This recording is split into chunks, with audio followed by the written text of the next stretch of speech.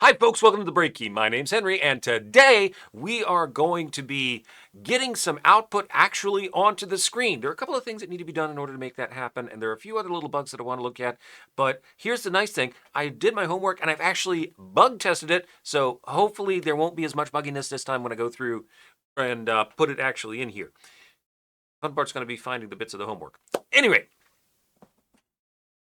so first things first, what I'm going to want to do is look at some of the bugs and things and just little features that are going to make life easier. A little bit of refactoring.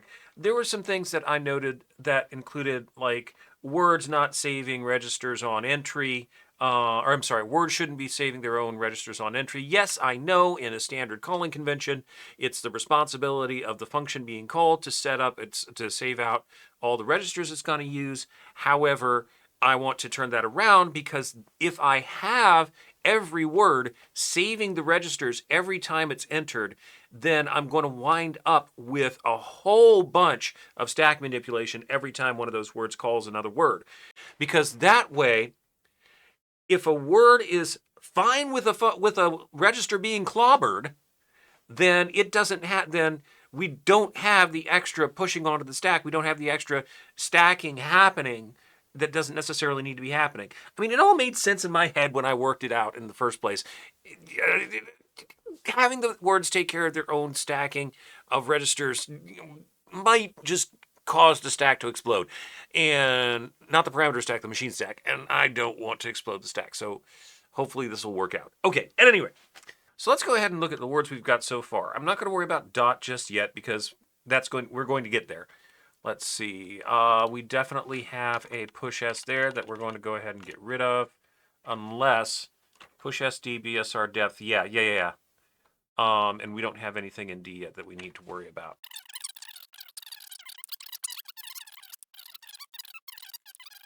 And that takes care of all of it. All right, so that should take care of that with the dictionary. Now we need to go back and look at where these things are being called.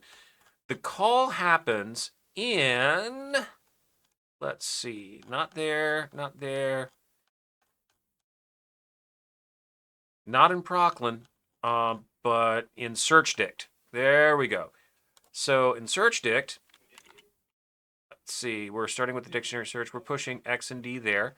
That means that whatever's calling searchdict is going to need to take care of doing its own push. So searchdict is called in exactly one location.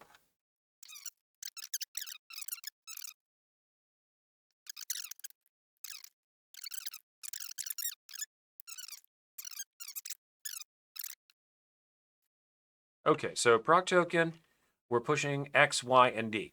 So what I want to make sure of is that we don't need to actually push all of them. If we need to push all of them, hey, that's great. If not, let's get that taken care of. Okay, so let's...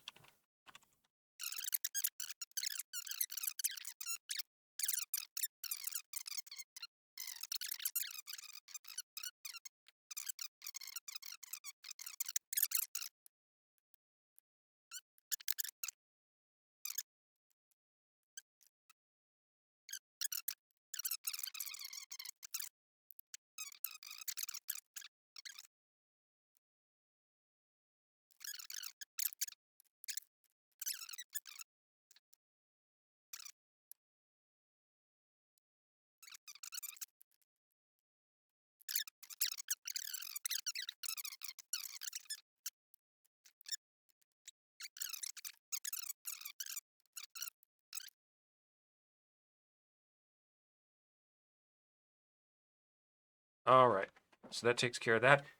Now, why am I doing this when it could have just as easily been done? It didn't make any difference. It was done in the function, and it may have been avoided in the function. Because, I'm doing this because this is the convention that I'm setting up. I want to use a consistent convention across everything I'm doing in this code base. And I've decided that it's going to more likely than not save memory and possibly save, but well, maybe not save bytes because push S uses a post byte, but it's definitely going to save memory and quite possibly save cycles in the grander scheme. Because sometimes I was doing, but sometimes those pushes when you come into the function are extraneous.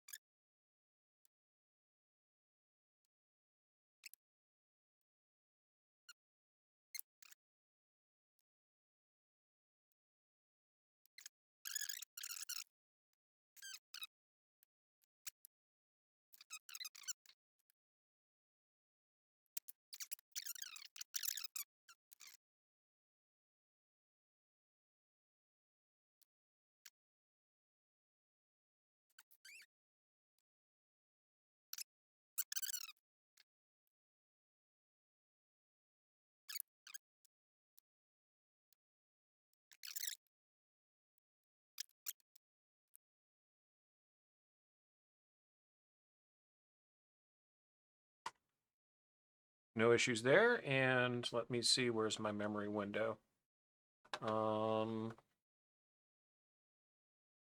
There we go. Everything looks everything looks right on the memory window. That looks good. All right. And let me try this again.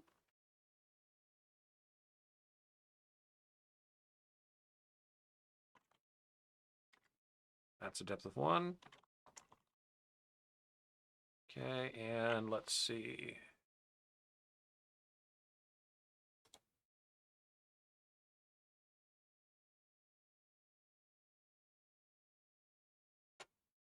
Yeah, something went wrong there. Okay, but that's in the dictionary. I can deal with that here in a minute.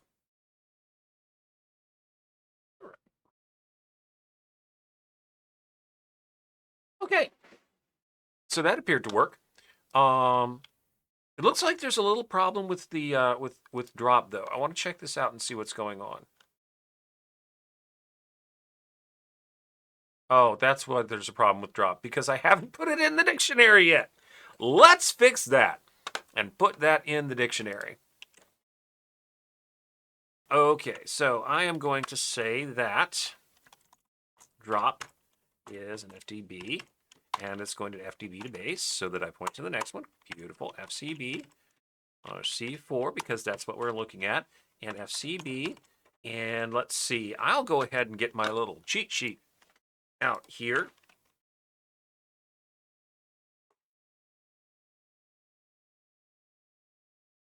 Let's see, and make that always on top. Yep, there's my little cheat sheet that I put together.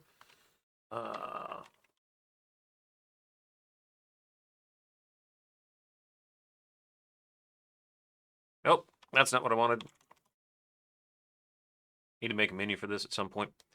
Okay, so I'm going to be looking at drop, and so drop is going to have,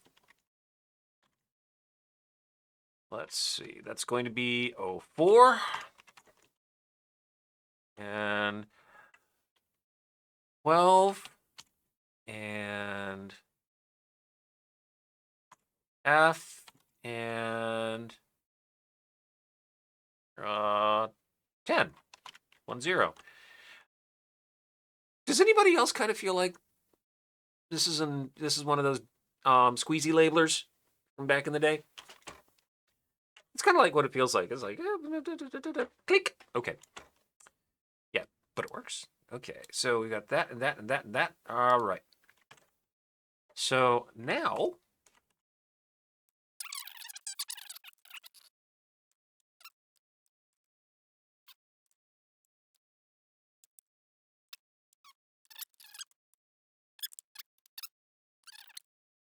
I have 2, 2, 3. Looks like I've got 1 as my depth. Good. And let's see what U says we're good. U says we're good. Let me move this out of the way to see if we error. We error. Okay, we error out. Good, good, good. All right, so that's doing exactly what it's supposed to be doing. Lovely. And there are going to be a few other ones that I'm going to put in here, but I'm going to worry about that here later. My primary concern is getting information displayed on the screen. I want us to be able to see, maybe not the whole stack, but at least be able to look at the top of stack. And looking at the top of stack, it seems deceptively simple. So here's what it boils down to. We're going to be needing to do some division. And it's not going to be the simple type of division. As a matter of fact, I'll go in and we'll look at what the simple type of division is before we go into the actual division that we're going to be using to do our printing. Okay, so the basic idea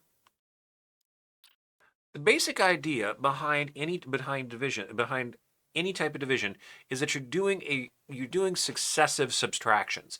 Now in binary, this is surprisingly easy because in binary you can either subtract once or 0.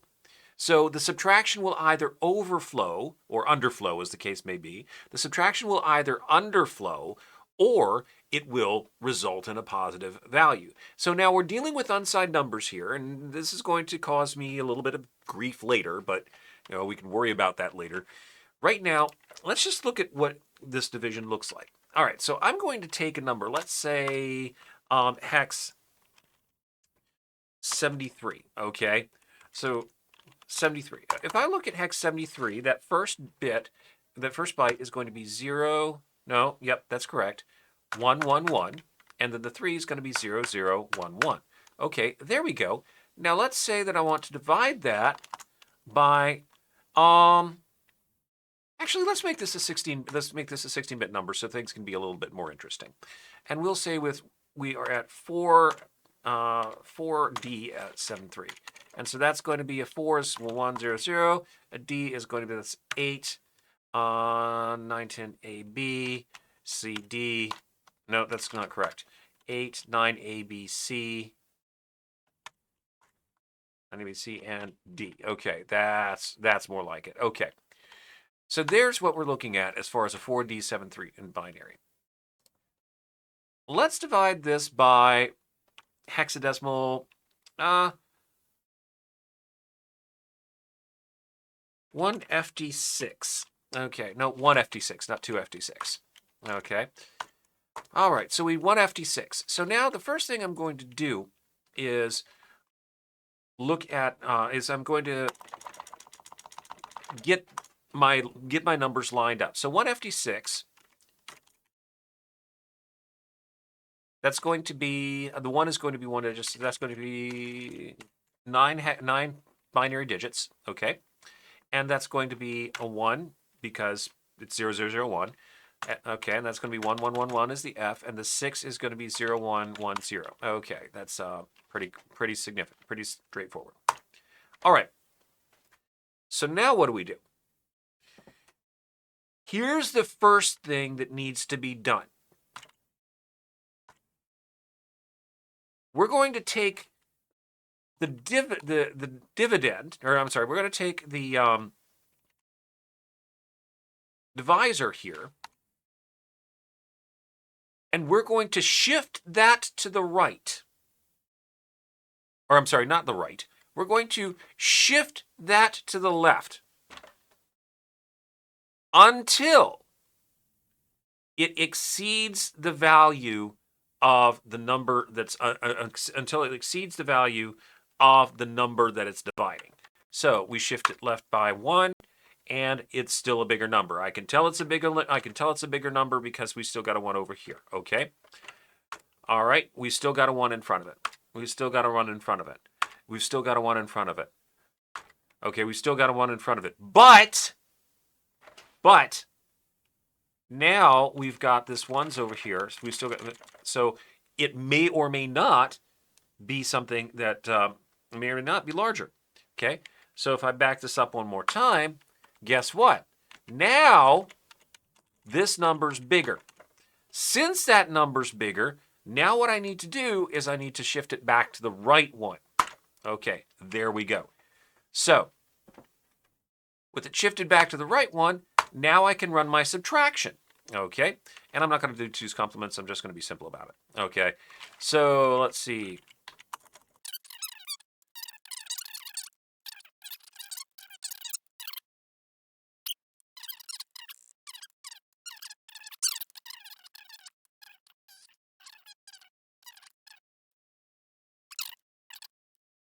Let me look at my carries here. All right, let me try this again.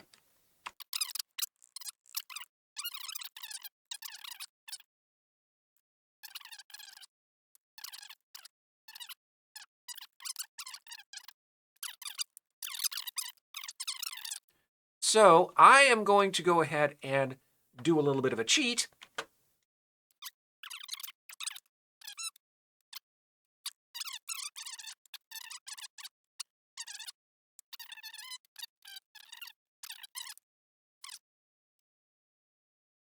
Oh, I haven't defined minus yet.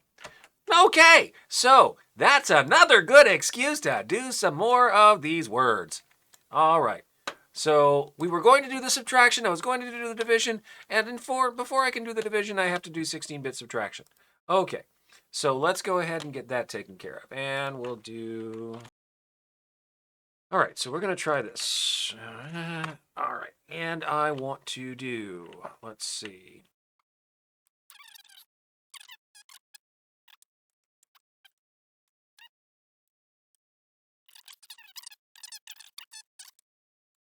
Okay, that should do it. Let's assemble the source code, and everything looks good. And let's set this, step this forward. Load D380, push SAB, there we go. Load D4800.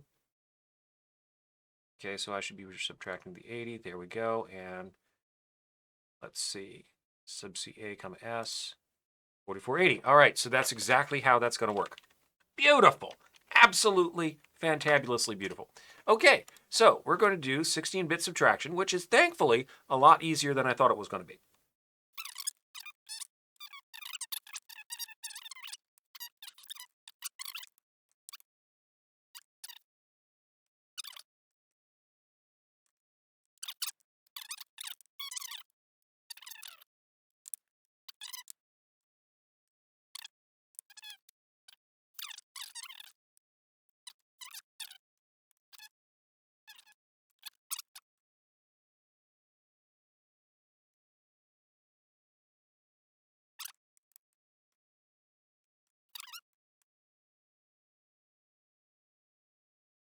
Okay, there we go.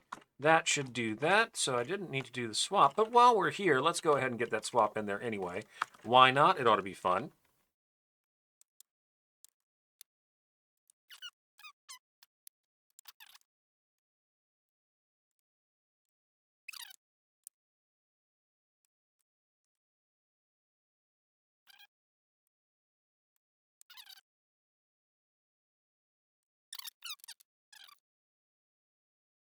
All right, let's go ahead and try the assemble.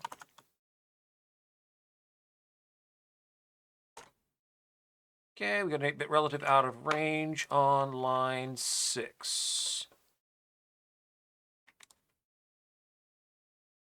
Ah, there we go.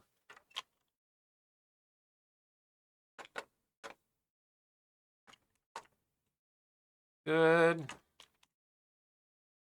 Good. All right, let's F5 this. Okay. And let's go ahead and check a couple of things here real quick. There's my memory window. And where is the... Nope. Okay. So we're going to try this again.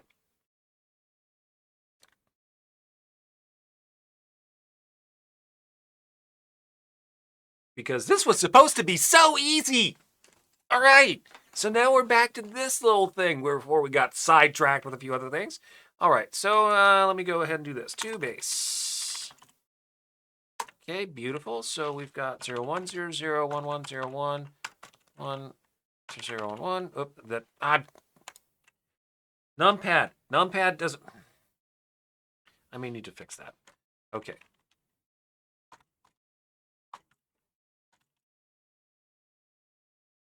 That doesn't look right. Why does that not look right? Let's try it again. Okay, so that's a 4, which is 0, 1, 0, 0.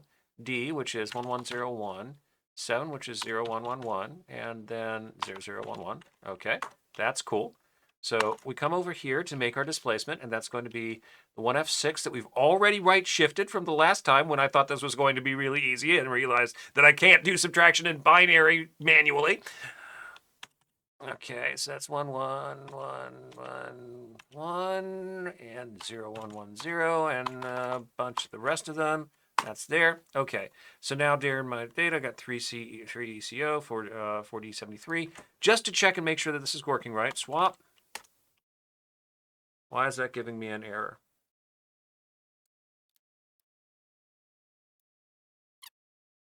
Let me see what's going on with that. Okay, there's that. 13, 17, 110. 13, 17. Oh!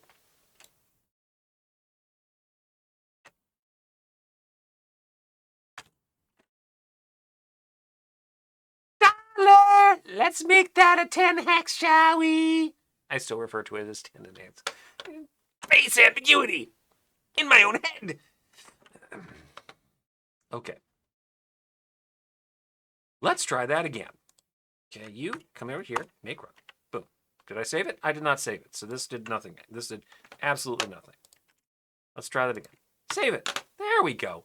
Now, if I do that, boom. All right. Lovely. That worked. And there we are. Okay, so let's go ahead and get you running. All right, there's my memory. And so because I did this, because I entered it,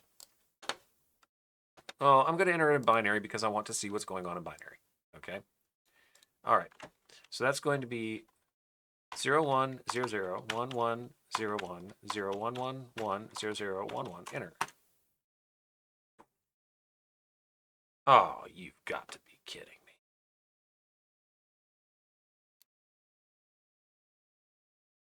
I forgot to 2-base. Okay, let's try this again.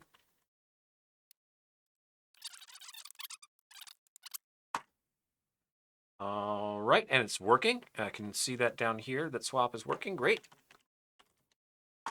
Beautiful. All right, and now let's try the minus and see what the minus tells me.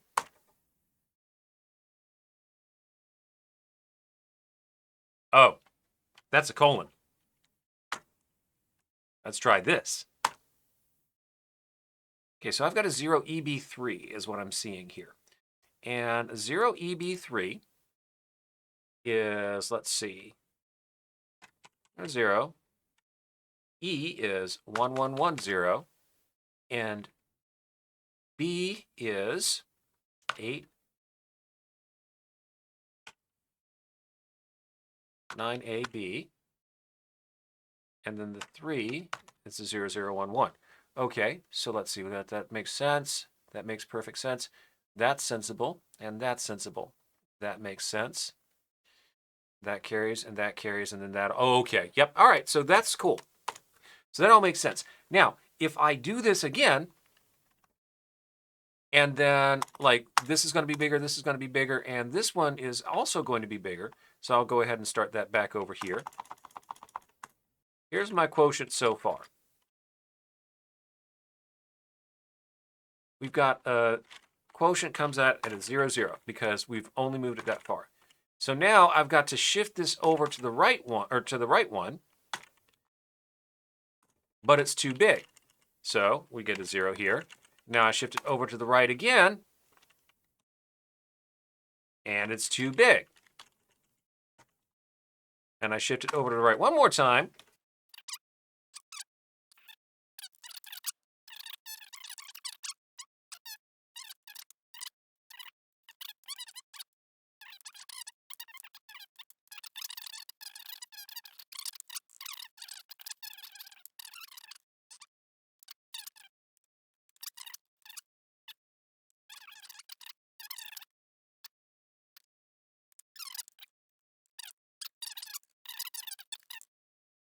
And that's going to wind up being my quotient. Now this quotient is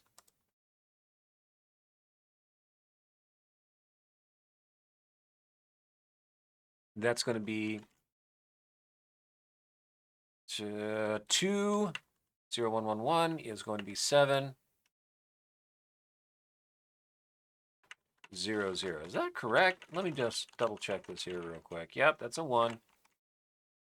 And everything else is going to be a 0, and we're going to have a remainder in there. So I haven't set up division over here. So what I am going to do, though, is I'm going to bring this up.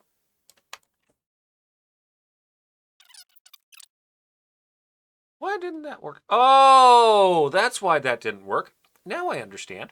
Okay, because I've got some more shifting to do here.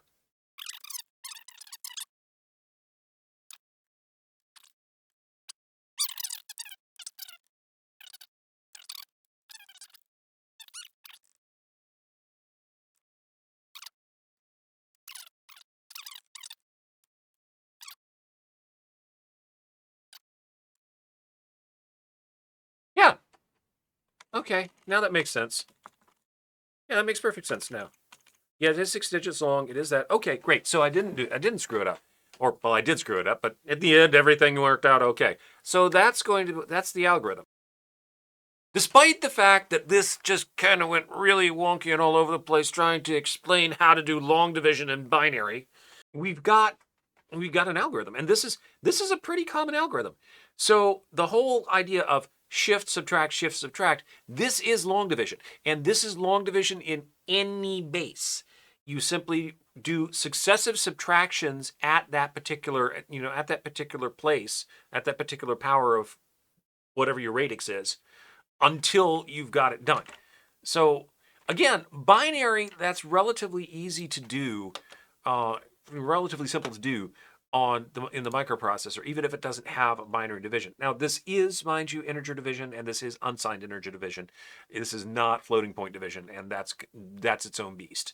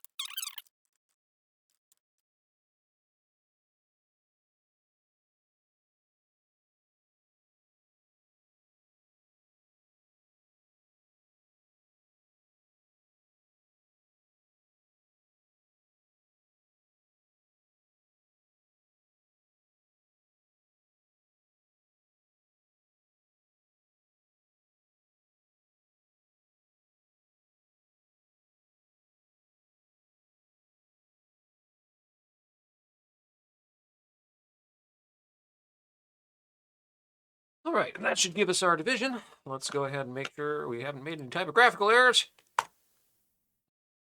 Looks like it's working fine. And let's F5 that. So now, what did I do with my example? There's my example right there. Let's see what this thing says. We're going to go with 16 base, 4D73, 1F6 divide, and I come up with 27, which is exactly what I'm supposed to come up with, which is a happy day, happy day, happy day, happy day. Yes, division working. Okay, so that's the easy binary division. All right, so we got division working. But the big thing is, like, in order for us to be able to present what we're going to have on the screen, and like I was saying before, we're going to have to do more than just like binary division, which in this particular case is relatively simple. So let's go ahead and, at the risk of doing this absolutely wrong again, we're going to go through a little bit of an example that I'm just going to type through. All right, so we start, and I'll give myself plenty of room here. We start with, say, I don't know, we're going to go with decimal in this case. 2,798. Let's put another digit in there. Let's make this a little bit bigger because that's going to be very helpful. Select font. Let's bring that up from 18 to 24. That should do the trick. Select that. Oh, goodness gracious. All right, now back to what we were doing. Okay. Put another phone ring thing in there. Okay. So 27,982. And let's divide this by, I don't know, 763. Okay, good. I'm not sure exactly how random that is because, well, I'm human. At any rate, so we're going to divide this by 763. And I'm going to go ahead and let's see if, does this actually, that works. Okay, good. So we're going to divide that by 763. Now, in order to divide by 763, we have to do this in exactly the same way that we did for processing a binary number. So I'm going to put a few spaces up in front of this to give myself a little bit of room. Okay. And this is where we start. Okay. So it's 700. The first thing we do is we go ahead and multiply this number by 10. So we got 763. Shift left 1, and that multiplies by 10. Great. All right, is this bigger? Yes, it's bigger. All right, wonderful. So next trick. Now we go ahead and move over to the hundreds place, or 10 to the second. Shift left again. Okay, now in the case of a 16-bit integer, this is going to overflow. So we automatically, in a 16-bit integer, know that that won't work. It's greater than 65,535. We get the overflow condition. We can say, oh, no, we got to back up one. No problem. So we'll start here, okay? And what we know is that our first divisor is going to be 1, okay?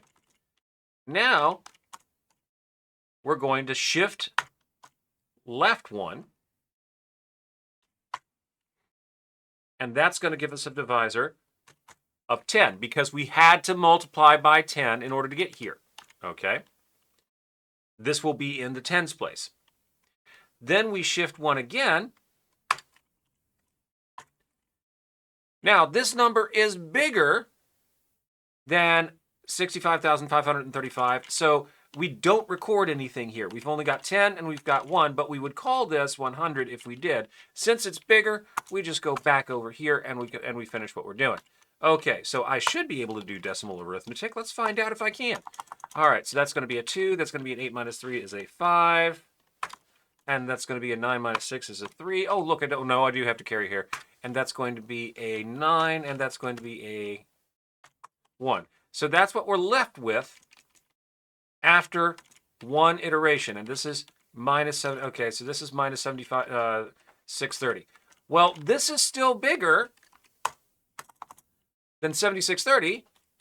And you see what we're getting at here, okay?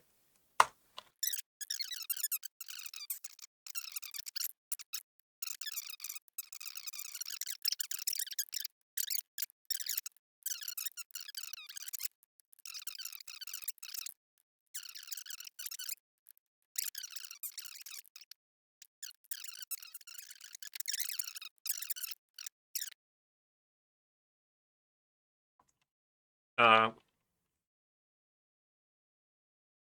10 times 3 plus 1 times 5 plus 277. Why did that not work? Oh, because I did that wrong. Okay, so that's going to be a 35. That's going to be 35 times 763 plus 277. And that comes up to 26982, 269. I missed something somewhere.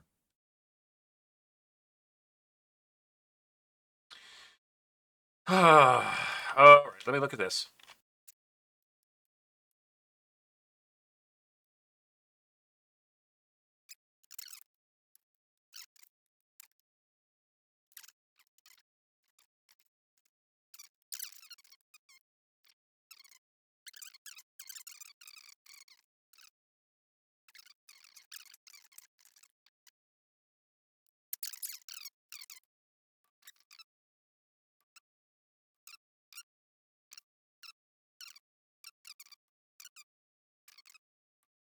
So that changes that to 6. That changes the remainder to 514. Let's see if I did that right. Okay, so that's going to be 36 times 763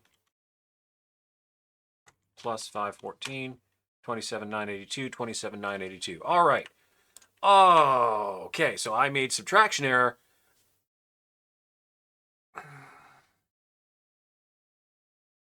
Yep, time to start using calculators more often. So this is kind of like the process that we're using. We see we're using repeated subtractions at a specific, position within it. And the position that we're at depends on how many times we've shifted it over or multiplied it by its radix. This radix can be anywhere between 2 and 36 in the implementation that we're working with right now.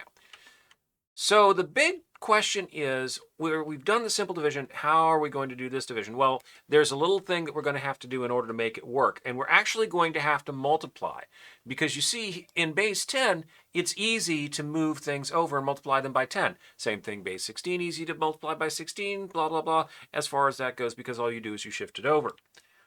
However, we're going to need to do something different, because the only base that the machine natively speaks is, well, for all intents and purposes, binary.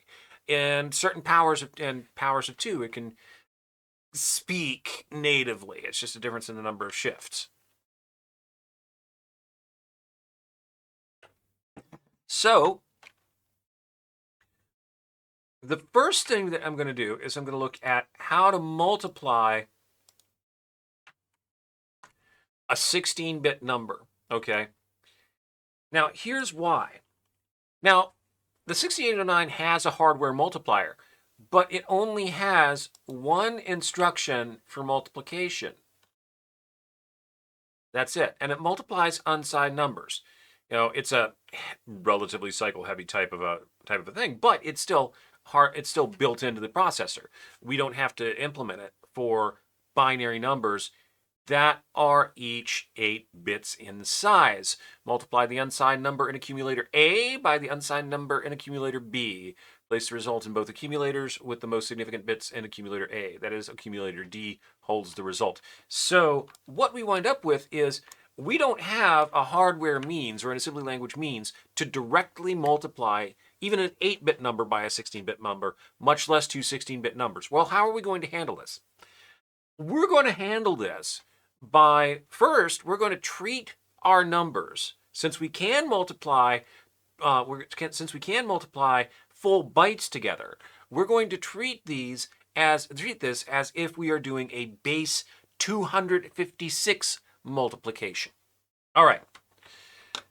So let's go ahead and look at this. This is going to be useful for us here in general, so we're going to go ahead and add a word. Let's see, we are looking at mul.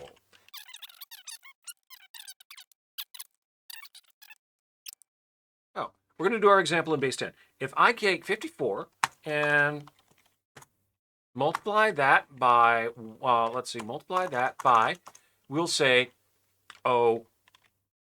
72. Okay, we'll go with that. That works.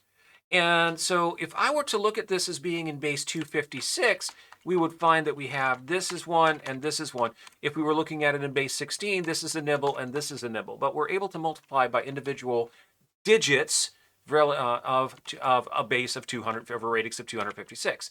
So I'll use base 10 as the example. Okay, so if I take this, this is going to be equivalent to, and let's remember our long multiplication here.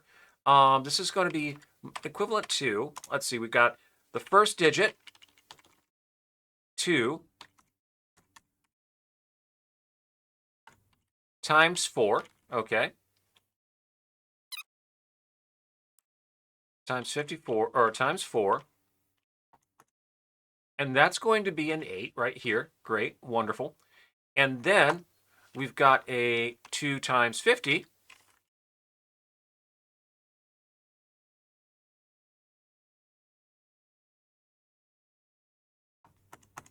and that is going to be a 100, okay, which gives us a total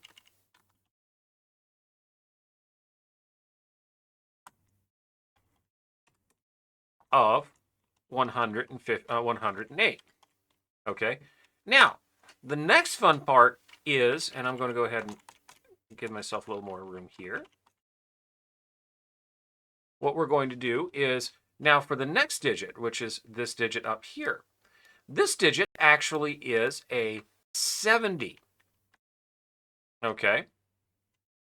So if you remember from your old elementary school days, what you would do is you would multiply the 54 by the 7, but you'd shift everything over and add it. And so what you're effectively doing is you're taking 7, you're taking 70, and you're multiplying by 70. So in this case, I take 70 times 4.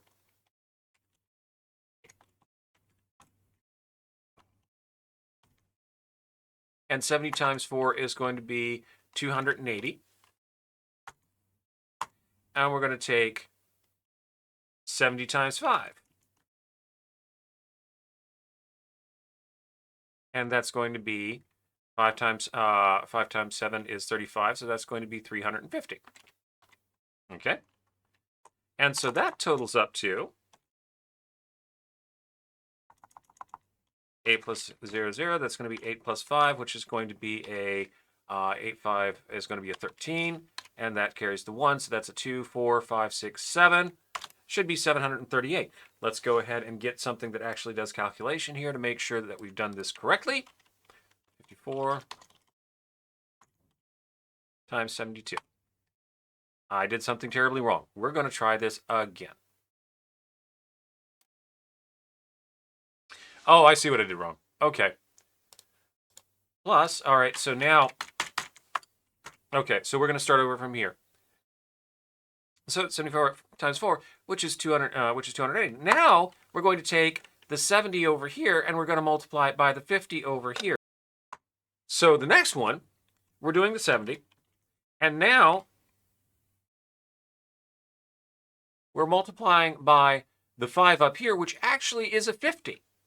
So we'll multiply by the 50, and that is going to be, I've got to add some spaces to everything here, because 70 times 50, 7 times 5, that's going to be 35. Add 2 zeros to that, that's going to be 3,500. All right. So now if I come through and add everything up, I come up with, let's see, that's going to be 8. That's going to be 8. That's going to be 5, 6, 7, 8.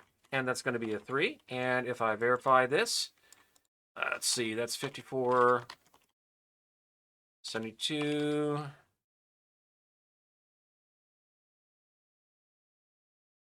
3888. All right, so yeah. So that is what we're going to effectively do in our multiplication over here.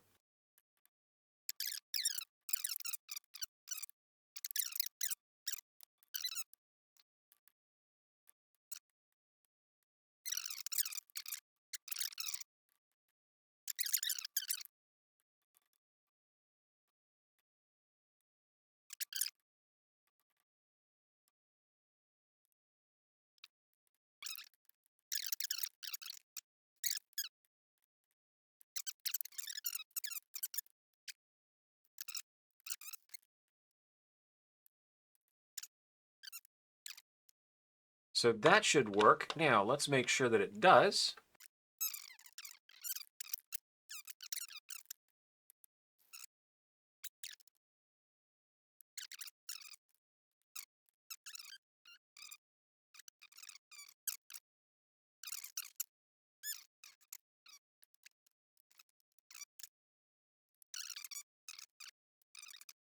That's what I forgot to do. That's exactly what I forgot to do. Okay, now I remember what I did wrong. You remember that whole thing that I said about, like, you have to move everything over a bit when you do the cross multiplication? Yeah, I totally forgot to do that. So let's get that fixed, shall we?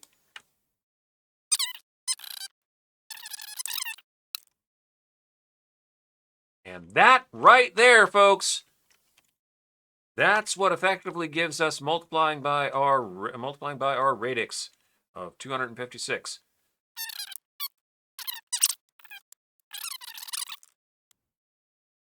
Ooh, that's new. And now it worked. So this is something that disturbs me. I'm going to have to look into that at some point because I should have been able to type that all on one line.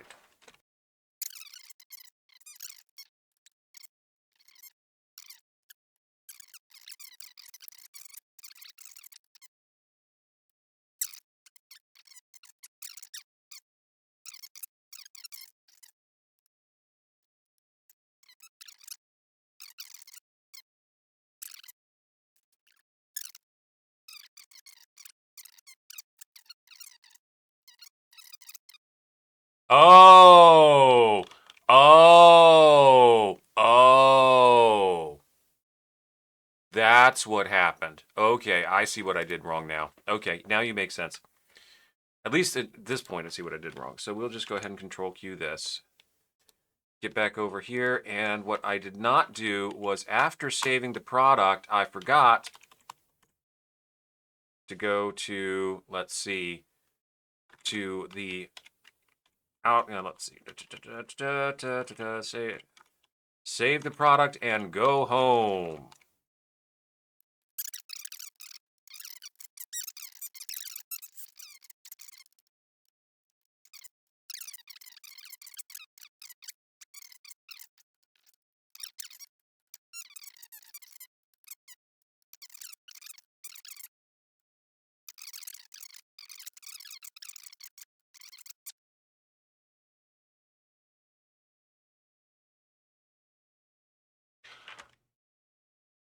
No.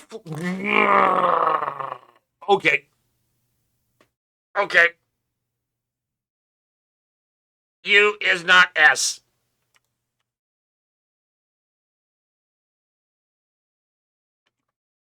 You'd think I learned that by now. So let's change that one little character there.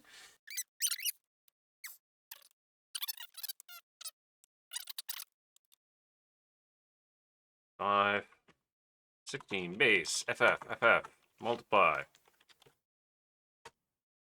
Works, beautiful. Everything's great. All right, wonderful. Now, what I was meaning to say about this is this algorithm, this base 256 multiplication algorithm that we're using here that actually does work, can be made use of to build our list of multipliers, or list of divisors, I should say, or subtrahends, I guess, whatever the word is. This is going to need to have a separate variable that we haven't set up before. So I'm just going to pull this over here real quick, this extra one that I have, and we're going to take, or bring it over. There we go. This can be dicked again. I need a place to store the output cursor, which is a completely separate beast, or at least for ease of use, it's going to be a completely separate beast from the input cursor, or from the current cursor position or the previous cursor position. So I'm just going to go ahead and drop that in here. The current cursor, the previous cursor location, the current cursor location, and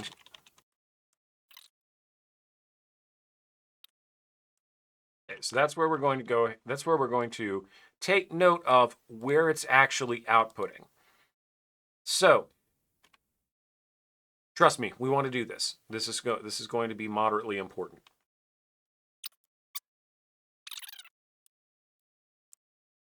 Oh, there's one other thing too. This assumes that that's already been filled. So I need to find out.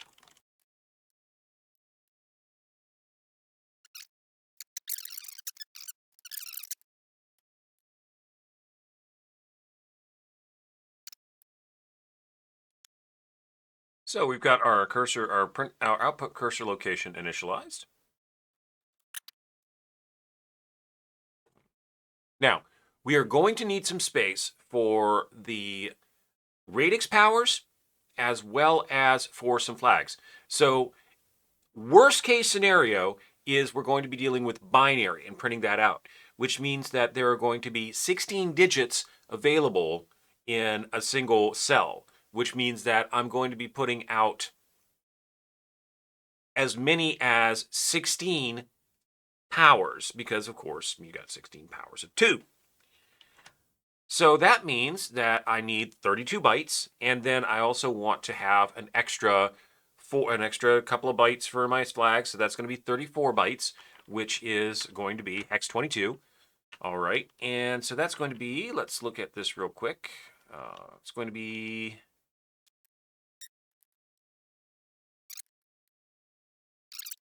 now the next thing we're going to need to do here, I don't want to have to rewrite that algorithm here. I want to reuse what we already have. So going from this internally, I don't have to worry about, I don't even have to do this check here. So this, because I will be ensuring that I have the stack put together properly. So I'll just set that as my internal.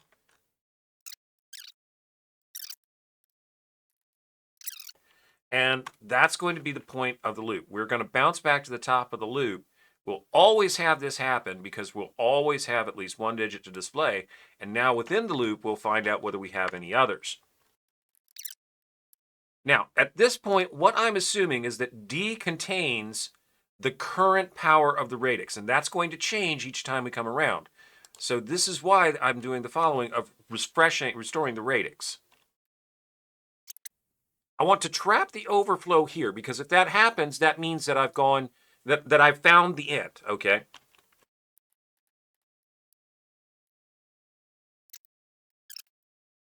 At this point, I'm going to set up a flag to say that we've found a digit. What in the world do I mean by found a digit?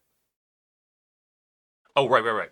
Okay, so at this point, I'm going to set up a flag for we've found a digit. The reason behind this is because I'm not zero padding when we output. We're going to avoid zero padding. And by setting the found digit flag, or by setting a found digit flag, once we find a digit, then we'll go ahead and we can make it so that we're printing not only that digit, but every digit thereafter. So, okay, so we're at the outer loop. We're going to be printing each digit, and one of the first things we need to do is figure out whether or not we've reached the end of the divisor list. And we do that.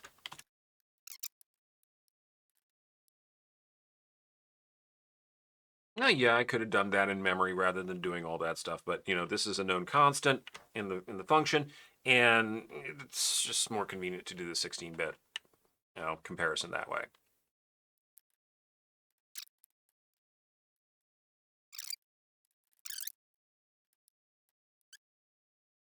All right, so that's our subtraction loop. Once we get to the bottom of that loop,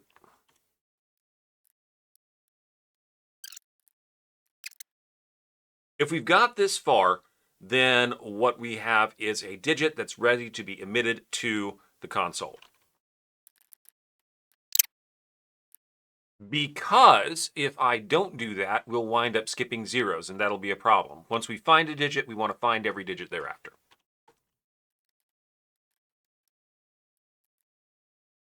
Okay, now remember, we're dealing with bases here that are up to radix 36.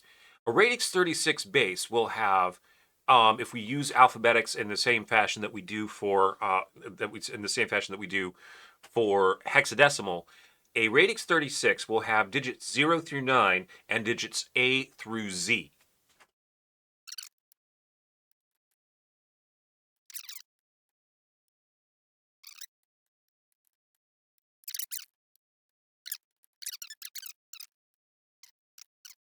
Okay, we are now down to our final digit. Okay, because remember, the first number that we were dividing by was radix to the power of 1. So now what's left is radix to the power of 0.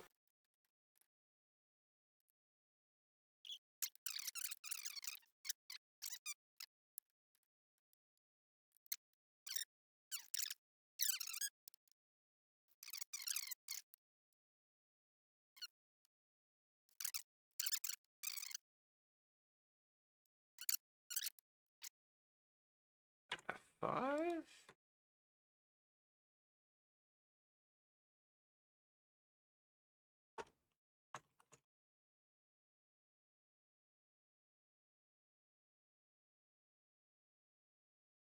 That was very odd.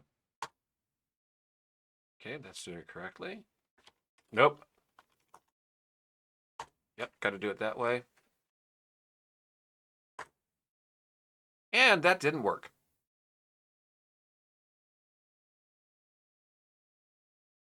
I thought I fixed this.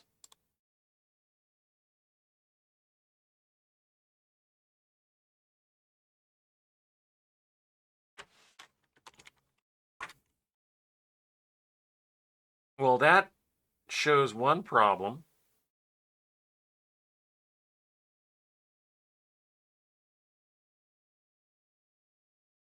I wonder if that was the whole thing all along. Let's find out.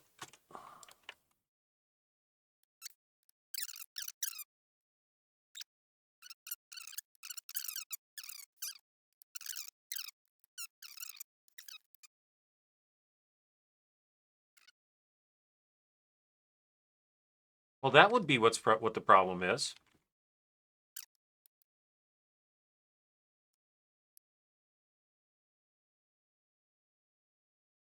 That's working.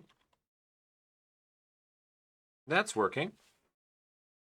Okay, so just dealing with that whole stack nonsense was a bit much. And let's see. 16 base FF multiply OA base dot 65025 depth. That's 0. Nice. Very nice. Now, one last thing. One very last thing. Okay. And in this case, I'm just going to straight up copy.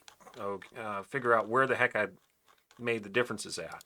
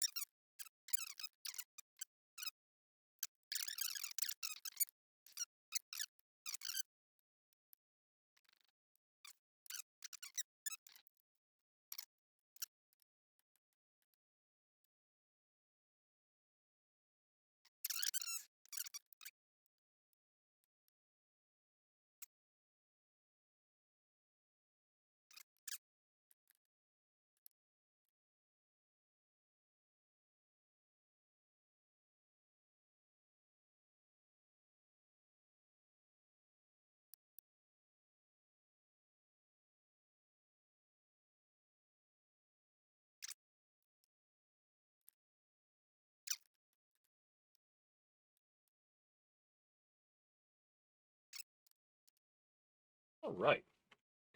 So I should, after all this is done, have something vaguely resembling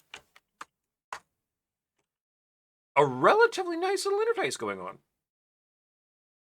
Unless I have an invalid addressing mode on line 456.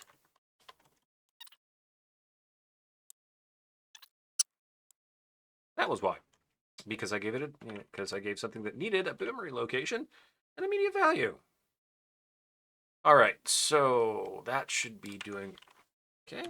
So now let me look at this.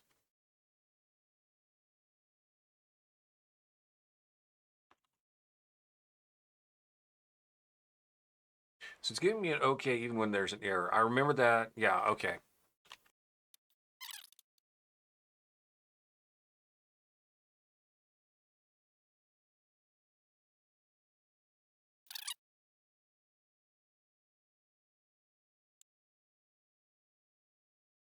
All right. That should fix it.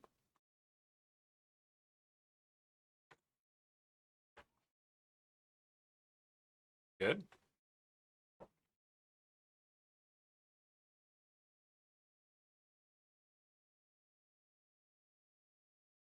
So here's the problem right here. This is supposed to be a reference, not an immediate value. So I'll make that go away. And let's see where else I have a problem, if I have that problem anywhere else. That's my listing file. That's not my source file. That hash can go away because we need an immediate for that. And let's look for any place else. We're marking a bad token error condition. And if I move up here, okay, I did not do that up there. Ain't that a peach? All right, so now if I control S that, and I go ahead and bring this back in and do the make run. All right, let's get you out of the way. And let's see about F5 in this. All right, so the first thing that we should see, gonna move my user stack up there. If I hit the number 17, I should see a hex 17 and I see a okay. If I hit defs, I get, ooh, that's still doing what it's not supposed to be doing. Okay, so I've still got problems.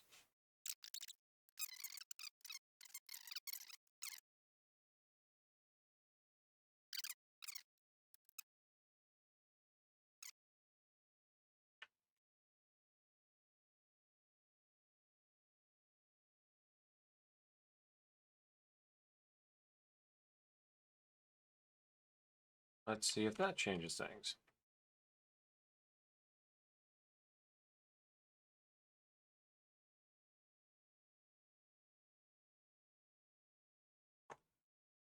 Yep, we see that correctly. And now I get an OK, but I get an error condition.